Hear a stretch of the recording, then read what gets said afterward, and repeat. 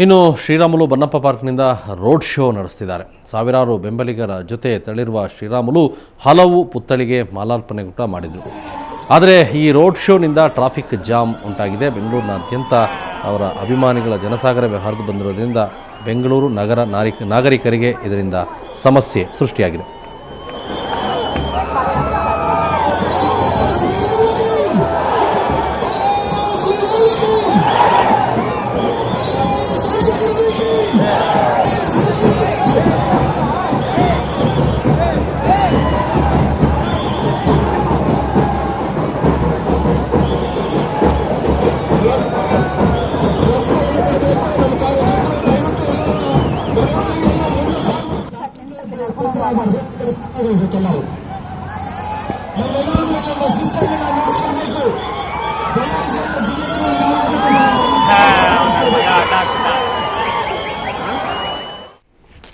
So ಇದ್ರ ಬಗ್ಗೆ ಇನ್ನಷ್ಟು ಮಾತಾಡೋಣ. ನಮ್ಮ ಪ್ರತಿನಿಧಿ ವೀರೇಂದ್ರ ನಮ್ಮ ಜೊತೆ ಸಂಪರ್ಕದಲ್ಲಿದ್ದಾರೆ. ವೀರೇಂದ್ರ, ಇವರ ಈ ಮೆರವಣಿಗೆ ಎಲ್ಲಿ ಬರ್ತಾ ಇದೆ, ಎಲ್ಲಿ ಸಾಗ್ತಾ ಇದೆ ಈಗ?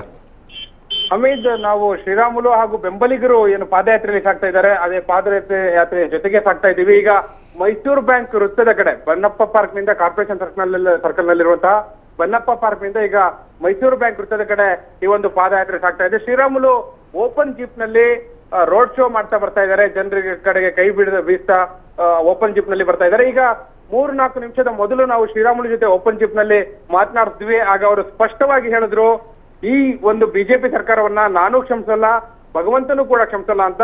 ಇದಕ್ಕೂ ಮೊದಲು ಅವರು ಜನರನ್ನ ಉದ್ದೇಶಿಸಿ ಭಾಷಣವನ್ನ ಕೂಡ ಮಾಡಿದ್ರು. ಹಮೀದ್, ಆ ಸಂದರ್ಭದಲ್ಲೂ ಕೂಡ ಪ್ರತಿಯೊಬ್ಬ ಬಿಜೆಪಿಯ ಪ್ರತಿಯೊಬ್ಬ ಮುಖಂಡರನ್ನು ಕೂಡ ವೈಯಕ್ತಿಕವಾಗಿ ಹಾಗೂ ಪ್ರತ್ಯೇಕವಾಗಿ ತರಾಟೆಗೆ ತೆಗೆದುಕೊಂಡ್ರು. ಯಡಿಯೂರಪ್ಪನವ್ರನ್ನಾಗಿರ್ಬೋದು, ಈಶ್ವರಪ್ಪರನ್ನ ಆಗಿರ್ಬೋದು, ಚಂದ್ರೇಗೌಡರನ್ನ ಆಗಿರ್ಬೋದು, ಪ್ರತಿಯೊಬ್ಬರನ್ನು ಕೂಡ ಅವರು ಪ್ರತ್ಯೇಕವಾಗಿ ತರಾಟೆಗೆ ತೆಗೆದುಕೊಂಡ್ರು. ಈ ಸಂದರ್ಭದಲ್ಲಿ ಬಿಜೆಪಿ ರಾಜ್ಯಾಧ್ಯಕ್ಷ ಈಶ್ವರಪ್ಪನವರಿಗೆ ಬಹಳಷ್ಟು ಅಹಂಕಾರ ಇದೆ, ಸೊಕ್ಕಿನಿಂದ ಮಾತಾಡ್ತಾ ಇದ್ದಾರೆ. ಅವರು ಬಳ್ಳಾರಿ ಬಂದಾಗ್ಲೂ ಕೂಡ ಇಂಥದ್ದೇ ಅಹಂಕಾರದಿಂದ ಮಾತನಾಡಿದ್ರು. ಅವರ ನಾಲ್ಗೆಗೆ ಎಲುಬಿಲ್ಲ, ನಾವು ಮಾಡಿದ ಸಹಾಯವನ್ನ ಅವರು ಮರ್ತಿದ್ದಾರೆ, ಅವರಿಗೆ ನಿಯತ್ತಿಲ್ಲ ಅನ್ನುವಂತ ಒಂದು ಮಾತನ್ನ ಹೇಳಿದ್ರು. ಅದೇ ರೀತಿಯಲ್ಲಿ ಯಡಿಯೂರಪ್ಪನವ್ರನ್ನ ಉದ್ದೇಶಿಸಿ ಕೂಡ ಅಂಥದ್ದೇ ಒಂದು ವಾಗ್ದಾಳಿಯನ್ನು ನಡೆಸಿದ್ರು. ಯಡಿಯೂರಪ್ಪ ಬಳ್ಳಾರಿಗೆ ಆಗಮಿಸಿ ಬಳ್ಳಾರಿ ಜನರಿಗೆ ಸ್ವಾತಂತ್ರ್ಯ ಇಲ್ಲ, ಇಲ್ಲಿ ಭಯೋತ್ಪಾದನೆ ಇದೆ ಅನ್ನುವಂತ ಮಾತನ್ನ ಹೇಳಿದ್ರು. ಅವರಿಗೆ ತಕ್ಕ ಉತ್ತರವನ್ನ ಬಳ್ಳಾರಿ ಜನ ಕೊಟ್ಟಿದ್ದಾರೆ ಅನ್ನೋ ಮಾತನ್ನ ಹೇಳಿದ್ರು. ಹೀಗೆ ಪ್ರತಿಯೊಬ್ಬರನ್ನು ಕೂಡ, ಅದು ಶೋಭಾ ಕರಂದ್ಲಾಜೆ ಆಗಿರ್ಬೋದು, ಡಿ.ವಿ. ಚಂದ್ರೇಗೌಡರ ಆಗಿರ್ಬೋದು, ಪ್ರತಿಯೊಬ್ಬರನ್ನು ಕೂಡ ಪ್ರತ್ಯೇಕವಾಗಿ ತರಾಟೆಗೆ ತೆಗೆದುಕೊಂಡ್ರು. ಹಾಗೆ ರೇಣುಕಾಚಾರ್ಯ ಅವ್ರ ಬಗ್ಗೆ ನಾನು ಮಾತನಾಡ್ಲಿಕ್ಕೆ ಹೋಗಲ್ಲ, ಅವ್ರ ಬಗ್ಗೆ ಮಾತನಾಡಿ ನಾನು ಬಾಯಿ ಹೊಲ್ಸ್ ಮಾಡ್ಕೊಳ್ಳಿಕ್ಕೆ ಇಷ್ಟಪಡಲ್ಲ, ಈ ರೀತಿಯಾಗಿ ಪ್ರತ್ಯೇಕವಾಗಿ ಒಬ್ಬೊಬ್ಬರ ಮೇಲೂ ವಾಗ್ದಾಳಿ ನಡೆಸಿದ್ರು. ಈಗಲೂ ಕೂಡ ಅವರು ಓಪನ್ ಜೀಪ್ ನಲ್ಲಿ ತೆರಳ್ತಾ ಇದ್ದಾರೆ. ಈಗ ಮೈಸೂರು ಬ್ಯಾಂಕ್ ವೃತ್ತದಿಂದ ಬಲ ತಿರುವು ತೆಗೆದುಕೊಂಡು ಮಹಾರಾಣಿ ಕಾಲೇಜ್ ಕಡೆ ಹೋಗ್ತಾರೆ. ಆದ್ರೆ ಈ ಮಾರ್ಗ ಮಧ್ಯದಲ್ಲಿ ಸಾಕಷ್ಟು ಟ್ರಾಫಿಕ್ ಜಾಮ್ ಆಗ್ತಾ ಇದೆ. ಕೇವಲ ಸಹಸ್ರಾರು ಜನರು ಅಭಿಮಾನಿಗಳು ಬರ್ತಾ ಇರೋದಷ್ಟೇ ಅಲ್ಲ, ಮಾರ್ಗದ ಉದ್ದಕ್ಕೂ ಕೂಡ ಪಟಾಕಿ ಸಿಡಿಮದ್ದನ್ನ ಸಿಡಿಸ್ತಾ ಇದ್ದಾರೆ. ಸಹಜವಾಗಿ ಇದು ಟ್ರಾಫಿಕ್ ಜಾಮ್ ಹೆಚ್ಚಲಿಕ್ಕೆ ಕಾರಣ ಆಗಿದೆ.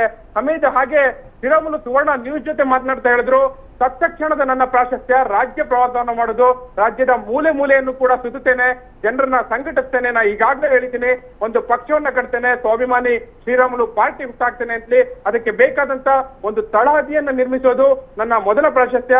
ಅಷ್ಟೇ ಅಲ್ಲ, ಎಲ್ಲ ಪ್ರಮುಖ ರಾಜಕಾರಣಿಗಳನ್ನು ಕೂಡ, ಹಿರಿಯ ರಾಜಕಾರಣಿಗಳನ್ನ ಭೇಟಿ ಮಾಡಿ ಮಾತುಕತೆ ನಡೆಸ್ತೇನೆ, ಎಲ್ಲ ಬುದ್ಧಿಜೀವಿಗಳು ಹಾಗೂ ಹಿರಿಯ ಸಾಹಿತಿಗಳನ್ನು ಕೂಡ ಭೇಟಿ ಮಾಡಿ ಮಾತುಕತೆ ನಡೆಸಿ ನನ್ನ ಮುಂದಿನ ಒಂದು ಪಾರ್ಟಿ ಏನಿದೆ ಅದು ಯಾವ ರೀತಿ ಇರಬೇಕು ಅನ್ನುವಂತ ಒಂದು ರೂಪುರೇಷೆಯನ್ನ ಸಿದ್ಧ ಮಾಡ್ತೇನೆ ಅನ್ನೋ ಮಾತು ಹೇಳಿದ್ದಾರೆ. ಈ ಮೂಲಕ ಅವರು ಬಿಜೆಪಿಯ ಕಡೆ ತಿರುಗಿ ನೋಡುವಂತಹ ಪ್ರಶ್ನೆಯೇ ಇಲ್ಲ ಅನ್ನೋದನ್ನ ಬಹಳ ಸ್ಪಷ್ಟವಾಗಿ ಹೇಳಿದ್ದಾರೆ. ಹಮೀದ್, ಸುಮಾರು ಎಷ್ಟು ಸಂಖ್ಯೆ ಜನ ಸೇರಿದ್ದಾರೆ, ಎಷ್ಟೊತ್ತಿ ಮುಗಿತಾ ಇದೆ ಈ ಮೆರವಣಿಗೆ?